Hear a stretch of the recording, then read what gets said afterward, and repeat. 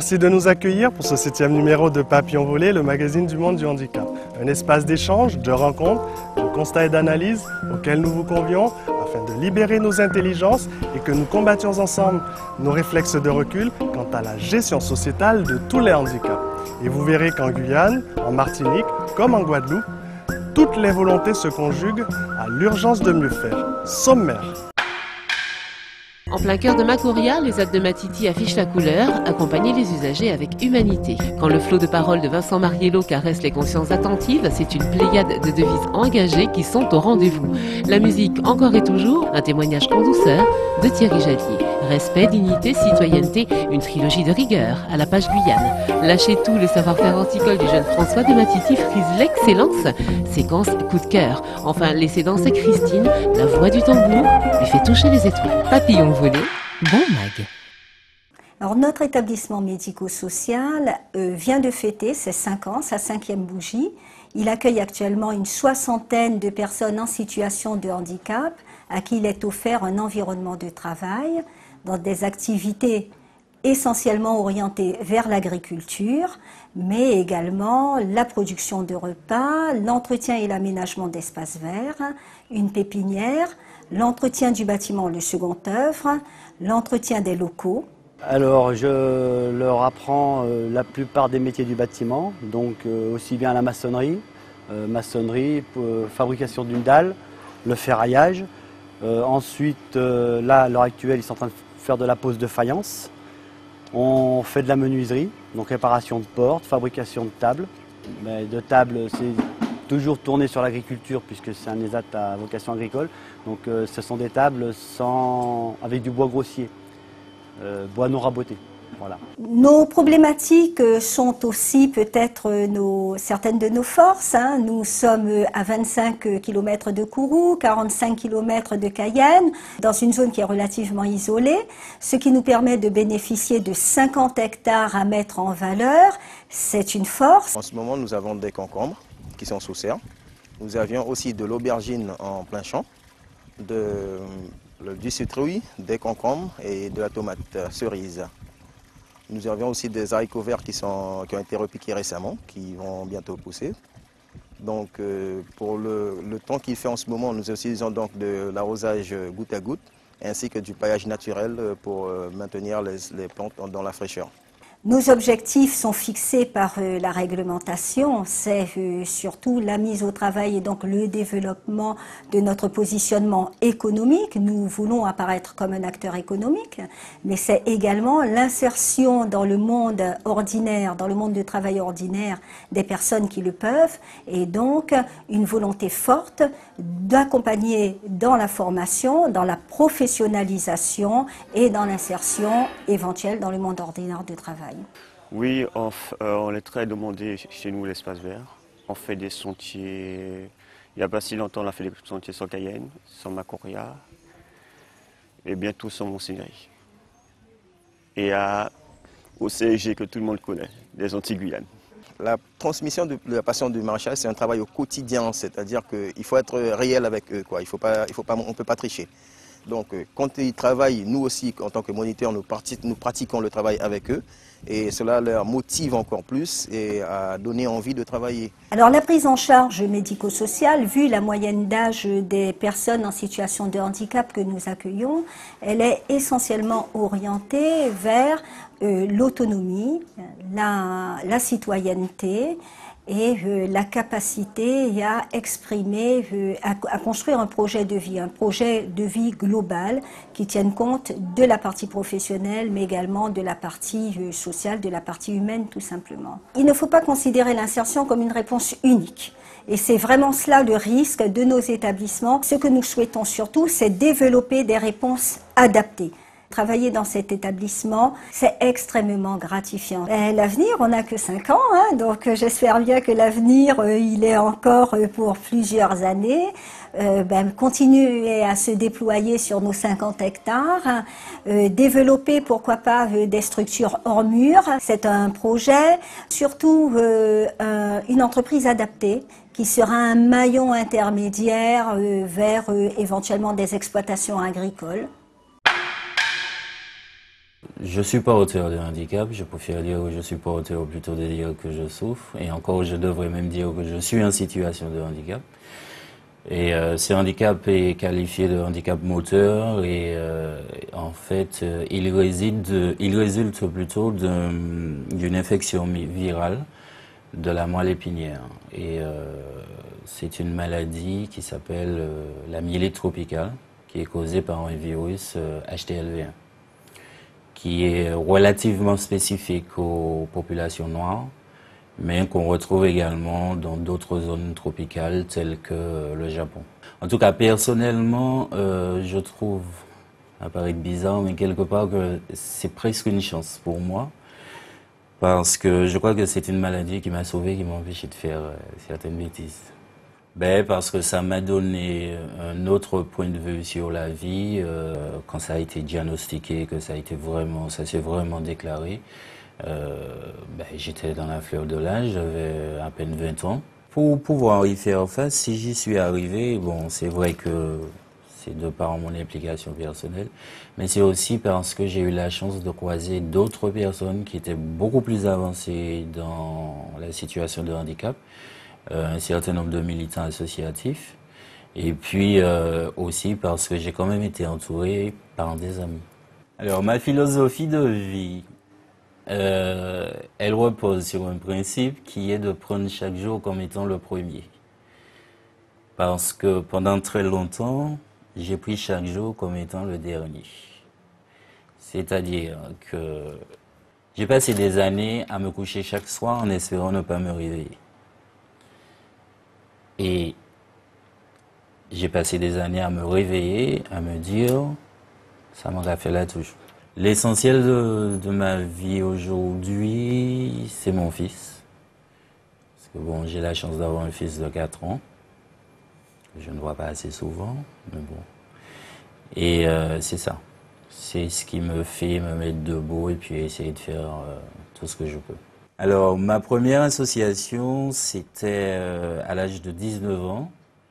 Parce qu'en fait, étant passionné de radio, je cherchais à faire de l'animation et j'ai vu une annonce une fois, j'ai appelé, j'ai été pris et ça a commencé et ça a duré une quinzaine d'années dans diverses radios de la Martinique. Et il fallait donc assurer. Et je crois que c'est là que j'ai vraiment fait mes armes, quoi. La radio, c'est autre chose. Je peux être totalement abattu, totalement fatigué, énervé par je ne sais trop quoi. Une fois le micro ouvert, c'est quelqu'un d'autre.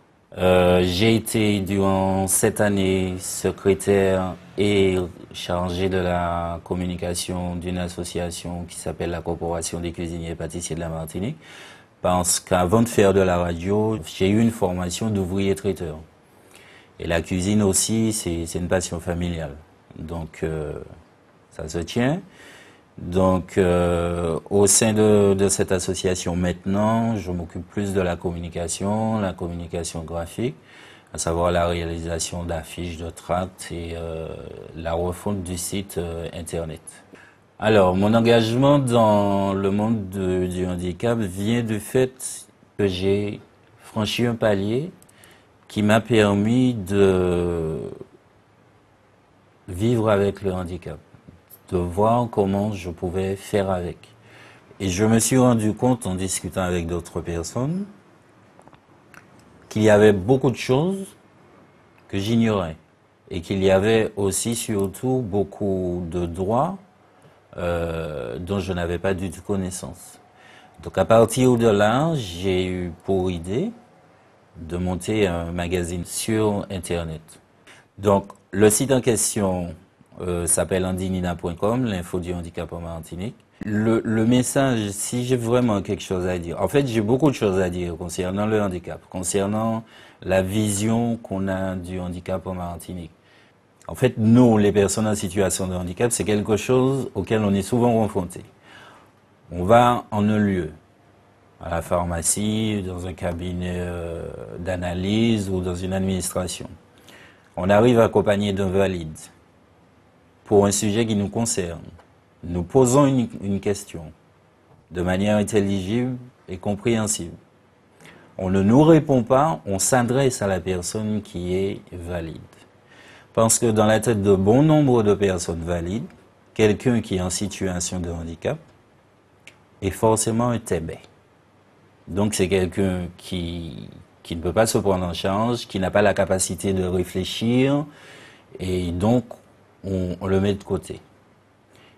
Et si vous, en tant que personne en situation de handicap, vous avez le malheur de répliquer, si vous le faites de manière adroite, en montrant que vous maîtrisez le langage, etc., on va vous prendre en considération.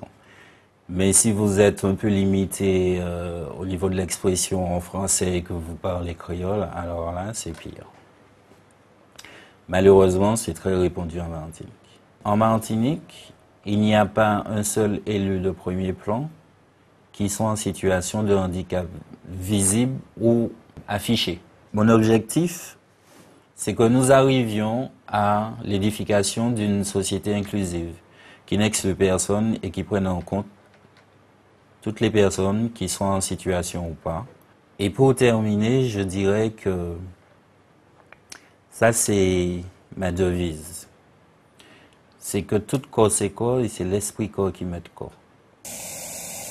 Lorsque mes doigts se promènent sur ta peau et à tes oreilles se glissent quelques mots, si sensible qui met en éveil la sensualité qui savoure toutes ces merveilles, comme mes avances refusent de mourir, une éruption de plaisir, charme des désirs, couler d'envie, bien brûler ton corps, tes fantasmes inavoués naissent encore et encore. Je me plierai à tes exigences, mais tout dépend du flot de tes jouissances. Ta douce nature m'imposera sa loi.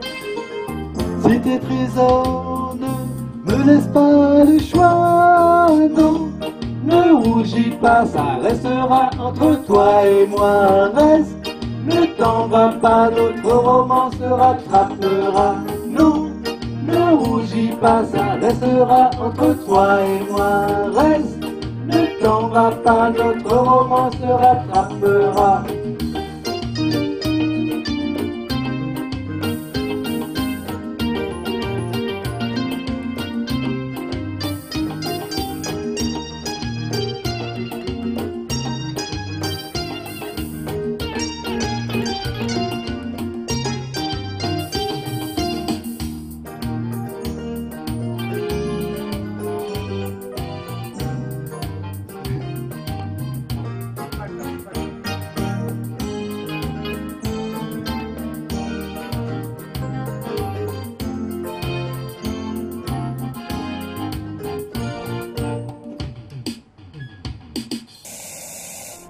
L'heureuse énergie de Cécile Mine, de l'ESAT de Matiti à Macoria, bien évidemment révélatrice de l'enthousiasme de ses usagers très épanouis, ne tranche guère avec la force des messages de Vincent Mariello.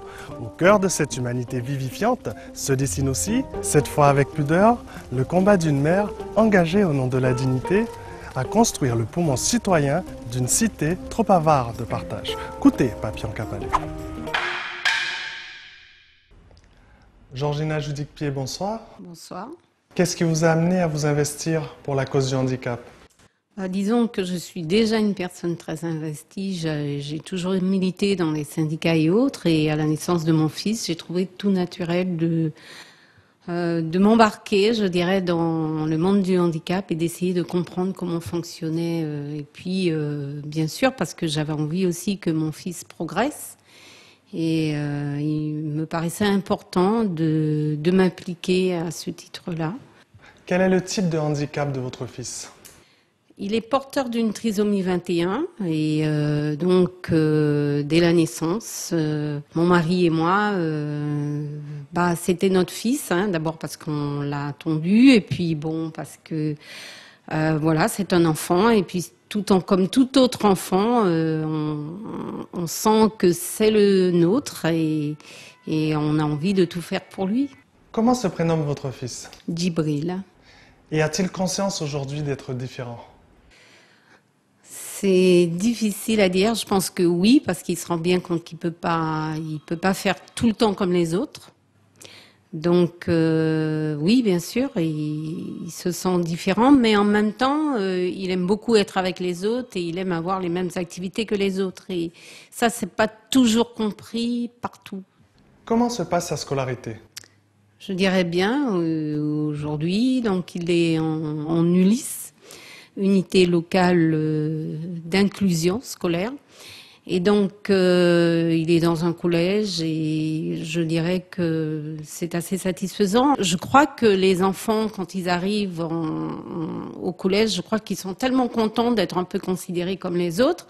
Ça leur plaît et ça les motive pour poursuivre leur apprentissage. Décrivez-nous les actions de la page et les missions de ces structures. Alors, à Page, nous avons mis en place donc, depuis 2006 un service d'éducation et de soutien aux aveugles et malvoyants. Donc, ce service regroupe cette structure regroupe 3 services. Donc, un service pour les 0-3 ans, les 3-20 ans, et enfin un service pour les adultes qui est un peu plus récent, qui date de 2009. Et donc, ça, c'est pour l'accompagnement des déficients visuels et des malvoyants. Et puis, nous avons mis en place un service de soins à domicile pour des jeunes polyhandicapés, mais seulement sur, je dirais, l'île de Cayenne. Et quelles sont les actions phares de la page? S'il y a une question qui nous paraît très très importante, parce que mettre en place des services, c'est très bien, ce qui est encore mieux, c'est de pouvoir former des jeunes Guyanais, je dirais, ou vivant en Guyane, à tous ces métiers qui tournent autour du handicap. Et là-dessus, il y a beaucoup à faire et je pense que la page Guyane a essayé d'attirer l'attention sur cette question. Nous avons organisé en 2008 un forum des métiers, parce qu'aujourd'hui, trouver une psychomotricienne guyanaise, c'est très difficile. Trouver une ergothérapeute guyanaise, c'est très difficile. Ce sont des métiers tout à fait accessibles. Sur 2-3 ans, on peut être formé. Donc c'est important que les jeunes de nos pays, qui souvent ne savent pas trop quoi faire, puissent justement s'orienter vers ces métiers-là. Quel message souhaiteriez-vous délivrer au public valide aujourd'hui? Souvent, on voit des attitudes un peu bizarres, quoi. Une personne, quand elle croise une personne en situation de handicap, elle n'ose pas regarder, elle tourne la tête. Moi, je crois qu'au contraire, faut oser regarder. Et puis, cette personne, elle sait parler, elle entend, elle voit, donc elle est capable de réagir, être tout à fait normale, je dirais. On vit à côté de gens qu'on connaît peu et on n'ose pas leur poser des questions, alors qu'on sait qu'elles ont un handicap. Peut-être qu'en discutant, on peut l'aider à trouver une adresse, un lieu, un numéro de téléphone, afin qu'elle puisse sortir de son isolement. Et que dire de la dignité des personnes en situation de handicap? Ce respect de la primauté de la personne, donc c'est indispensable que ça rentre dans les têtes de chacun, que voilà, une personne en situation de handicap est d'abord une personne, on se doit de la respecter, on se doit de lui faire une place. On ne demande pas l'aumône, on demande juste de la dignité, quoi. Je suis à l'ESAT de Matiti depuis 1 an exactement. Depuis le 1er octobre 2010, ça me fait 1 an depuis que j'ai été intégré. Oui, ça me plaît beaucoup. Je me suis habitué aux plantes, à les arroser, à leur mettre de l'engrais quand il faut, à les désherber, à les tailler aussi.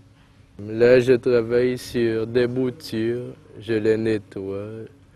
Puis j'enlève les boutures mortes pour récupérer les peaux vides également. Cette plante-là, ce sont des boutures de coléus.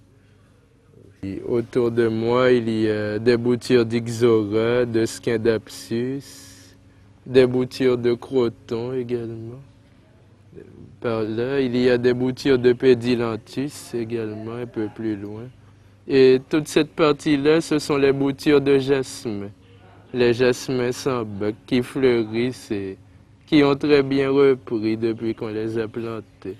On les arrose au moins tous les jours ou 2 fois par semaine, 2 ou 3 fois. Je vous conseillerais les cactus et les couronnes de Christ. qui n'ont pas besoin de beaucoup d'eau pour survivre. Elles sont vers ma gauche là-bas, tout au fond. Ce que j'aime, c'est la variété de plantes avec leurs différentes couleurs. Ce sont des plantes très décoratives aussi, qui servent à décorer plusieurs endroits, plusieurs locaux. J'ai tout appris à l'ESAT. En un an, je me suis concentré sur l'apprentissage des plantes et j'ai réussi à mémoriser beaucoup de noms, à savoir aussi combien de fois arroser certaines plantes. Je pense devenir un spécialiste et pour l'instant, je suis sur une bonne voie. Développer l'accessibilité à l'éducation, à l'art et à la culture ou à l'activité des personnes en situation de handicap est un gage certain de réussite d'une société qui garde les yeux ouverts sur le cri de vérité de la différence. Une différence en beauté et en sourire, quand elle s'enveloppe comme ici, de la passion de notre jeune horticulteur. Aussi, quand l'art de la danse frôle le sens de l'existence, la fille du tambour flou nage en plein bonheur. Mi-papillon des ronds. Ça fait pas mal d'années que je cherchais justement une association qui pratiquait la danse dans ma commune. Donc j'ai trouvé Kalbaska et ça fait ma 5e année. La danse représente pour moi un moyen de m'exprimer, d'évoluer avec la musique et ça m'apporte énormément de joie et de satisfaction. Quand j'entends le son du gros cas, ça m'interpelle. Mon handicap n'a pas été une barrière au niveau de la danse. C'est un rythme, on doit bouger et je suis toujours en train de bouger, même chez moi, même à mon travail. Donc c'est quelque chose qui me suit, qui est en moi. Il faut que je bouge, il faut que je sente la musique, il faut que je bouge tout mon corps. L'intégration de Christine a été tout naturellement parce que, en fait, Christine, d'elle-même, elle met les gens à l'aise face à son handicap. C'est vrai que elle n'en parle pas systématiquement et si on ne fait pas attention, on s'en rend pas compte. Bon, elle me l'a dit à moi, elle m'a dit je suis malvoyante. J'ai dit ah bon, mais ça se voit pas puisque à l'origine elle venait en cours à pied. Elle venait toute seule. Je lui dis mais comment tu fais? Elle me dit mais j'ai des repères, j'ai l'habitude, j'ai ma façon de faire et ça va. Je lui dis mais bravo. Alors j'ai trouvé une belle adaptation parce qu'au niveau de l'association, tout au départ, Dora, je lui ai quand même stipulé que j'avais un handicap.